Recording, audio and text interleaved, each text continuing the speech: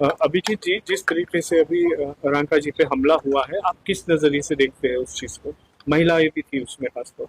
BJP डर गई है क्योंकि पूरे देश के सामने उनकी पोल खुल रही है। 12 12 साल के बच्चे पूरे देश के सामने बीजेपी की पोल खोल रहे हैं कि कितनी स्कूलें खराब है, कितनी स्कूलों की हालत जो है वो बदतर हो चुकी है। और उसी के चलते ये लोग अभी गुंडागर्दी पर उतर आए। वरना कोई स्कूल जा रहा है और स्कूल में बता रहा है कि देखो यहाँ पर पानी नहीं, यहाँ पर पानी होना चाहिए, ये बाथरूम खराब है, बाथरूम अच्छा होना चाहिए, बच्चों को बेंचेस मिलनी चाहिए, इससे किसी को क्या दिक्कत होनी चाहिए। लेकिन बीजेपी को कहीं ना कहीं डर लग रहा है कि अब जो देश की जनता है वो उनको समझ चुकी है और देश की जनता उनके झांसों में नहीं आ रही है, उल्टा देश की जनता वो उनकी पोल खुल रही है। तो लोगों की आवाज दबाने के लिए, बंद करने के लिए वो इस तरीके से झुंड में गुंडे भेजकर आशुतोष पर हमला करवाया, सीजेपी की टीम पर हमला करवाया। और आशुतोष वहां क्यों गया था? क्योंकि वहां पर भैंस के तबेले में स्कूल चल रही थी, वो उसका खुलासा करने आशुतोष वहां गया था। भैंस के तबेले में कोई स्कूल कैसे चल सकती है? अगर आपको दिक्कत होनी चाहिए तो इस चीज से होनी चाहिए कि भैंस के तबेले में स्कूल चल रहा था, ना कि जो उसको एक्सपोज करने जा रहा है।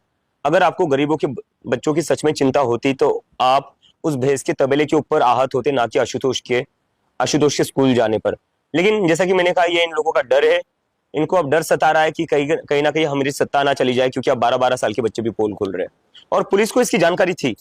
आशुतोष ने बताया था पुलिस को, राजस्थान पुलिस को, कि वहां पर बीजेपी के गुंडे आ चुके हैं और वो काफी ज्यादा माहौल खराब कर रहे हैं। उस पर राजस्थान पुलिस ने कहा कि इससे हमारा कोई लेना देना नहीं है, आप अपना देख लो। तो ये बीजेपी का और राजस्थान सरकार का और राजस्थान की पुलिस का मिलकर कोऑर्डिनेटेड अटैक था आशुतोष रांका पर और सीजेपी की टीम पर। उसमें जो है आप पे, इससे पहले आप पे भी हमला हुआ है, और साथ ही साथ जो है आपकी पार्टी के कार्यकर्ता अब्दुल के पिताजी भी इसमें शहीद हुए। तो उसमें भी कहीं ना कहीं बीजेपी का हाथ बताया जा रहा है। तो ये हमले और आगे जाके बढ़ेंगे, आपको लगता है? क्या आप डर रहे हैं ऐसे हमलों को लेके? नहीं नहीं, हम तो बिल्कुल नहीं डरते। मेरे ऊपर हमला हुआ है, अब्दुल की पिता की जान ले ली इन लोगों ने, लेकिन उसके बाद भी अब्दुल कह रहा है कि भैया रुकना नहीं है, सारे स्कूल ठीक करना है। आशुतोष चला गया स्कूल में, और आज जो उसके साथ हुआ, उसके साथ जो मारपीट हुई, उसके बाद भी वो कह रहा है भाई मैं कल फिर से स्कूल जा रहा हूँ। तो हम इन हमलों से डरने नहीं वाले हैं। लेकिन कहीं ना कहीं सोचना पड़ेगा ये लोग हमला क्यों कर रहे हैं, क्योंकि जैसे कि मैंने कहा, इनका जो 12 साल का शासन है, उस शासन की पोल खुल रही है, नरेंद्र मोदी की पोल खुल रही है, बीजेपी की सरकार की पोल खुल रही है। और इसीलिए किसी ना किसी तरीके से ये लोगों को डराना चाहते, धमकाना चाहते, चुप कराना चाहते, ताकि इनकी सत्ता बरकरार रहे। लेकिन ऐसा होगा नहीं, देश की जनता इनको समझ चुकी है। अब आने वाले चुनाव में अगर इनकी ऐसी हरकतें रही, ऐसी गुंडागर्दी रही, तो देश की जनता इनको जवाब देगी। 48 घंटे का मेमोरेंडम दिया आशुतोष जी की ओर से कि जो है जल्द से जल्द गिरफ्तार किया जाए, वरना हम इस्तीफे की मांग करेंगे। एक, आप किस तरीके से देखते हैं? आपकी भूमिका क्या है? नहीं, बिल्कुल, जो पुलिस का काम है, वो पुलिस का काम क्या होता है? लॉ एंड ऑर्डर मेंटेन करना होता है। अगर लॉ एंड ऑर्डर भी मेंटेन नहीं कर सकते तो क्या, किसके पास देखेगी जनता? अगर पुलिस ही अटैक्स में मदद करेगी अटैक्स करवाने के लिए, तो जनता का क्या होगा, आम जनता का क्या होगा? तो बिल्कुल आशुतोष ने जो बात कही है सही कही है। कहीं ना कहीं देश में देखा जा रहा है कि जैसा जेनजी नाम प्रचलित हुआ है, तो एक अलग तरीके की भी जेनजी उभर के आ रही है, निर्माण किए जा रही है। तो कहीं ना कहीं जेनजी नाम को बदनाम करने की कोशिश तो नहीं की जा रही है? अलग अलग वीडियो सामने आ रहे हैं, जी, उनसे माफी मंगवाई जा रही है। आप किस तरीके से देखते हैं इसे? मुझे ये सरकार की बहुत ही बड़ी कायरता लगती है कि छोटे छोटे बच्चों को भी अब आप टारगेट कर रहे हो। 18 19 साल के बच्चे हैं वो, उनसे भी आप डरने लगे और उनको भी बदनाम कर रहे हो। मतलब कहते हैं कि 56 इंच का सीना है, विश्व गुरु है, पूरे देश के नेता इनको बड़ी इज्जत से देखते हैं, और क्या करते हैं, ये बच्चों से डर रही है। बच्चों से माफी मंगवा कर आप खुद को, अपने आप को बहुत बड़ा महसूस कर रहे हो। बहुत ही बुजदिल लोग हैं। महाराष्ट्र में आप स्कूल के दौरों पे हैं, आपको क्या कमियां लगी है, क्या खामियां दिखी है उन स्कूलों में अभी तक आपने जितना दौरा किया है महाराष्ट्र में? सबसे बुरी बात जो मुझे वो लगी ये कि मैं अभी तक 20 स्कूल घूम चुका हूँ, 20 स्कूल में मुझे एक भी स्कूल अच्छा नहीं दिखा। किसी भी स्कूल में ना बाथरूम अच्छा है, ना बाथरूम में पानी आता है, ना बच्चों के लिए पीने के लिए पानी है, ना बच्चों के लिए बैठने के लिए बेंचेस है।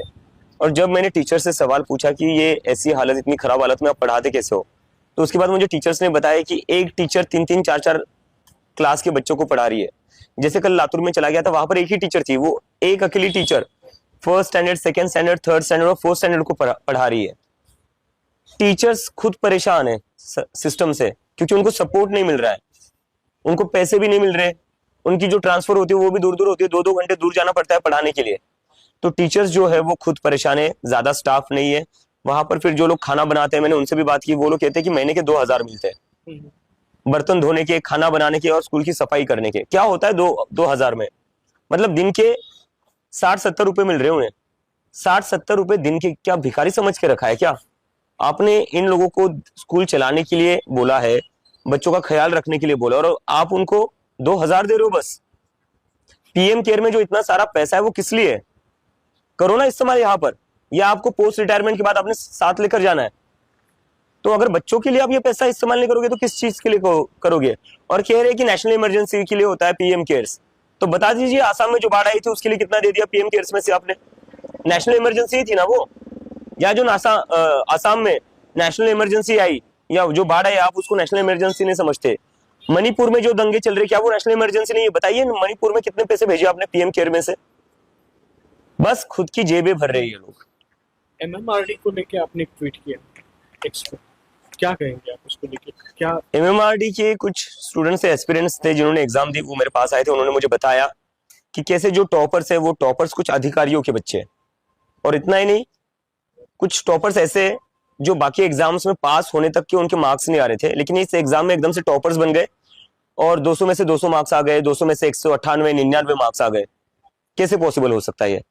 जो बच्चा दूसरे एग्जाम में 200 में से 50-60 मार्क्स लेकर आ रहा है, वो एमएमआरडी के एग्जाम में 199 मार्क्स कैसे लेकर आ रहा है? तो डाउटफुल तो है ये बात। फिर उन्होंने एक और चीज बताई कि जितने भी टॉपर्स है वो, उसमें से मेजोरिटी ऑफ द टॉपर्स, ज्यादातर के जो टॉपर्स है वो एक ही सेंटर से है। तो इसका मतलब कुछ गड़बड़ थी क्या उस सेंटर में, या सेटिंग हुई थी? तो इसकी जांच होनी चाहिए, क्योंकि ऐसा तो नहीं चल सकता कि जो बच्चे बाकी एग्जाम्स में पास भी नहीं कर पा रहे वो एमएमआरडी में टॉपर बन जाते हैं और सारे टॉपर एक ही सेंटर से आ रहे। तो इसकी तो जांच पूरी होनी चाहिए, इसमें जरूर कोई ना कोई स्कैम हुआ है।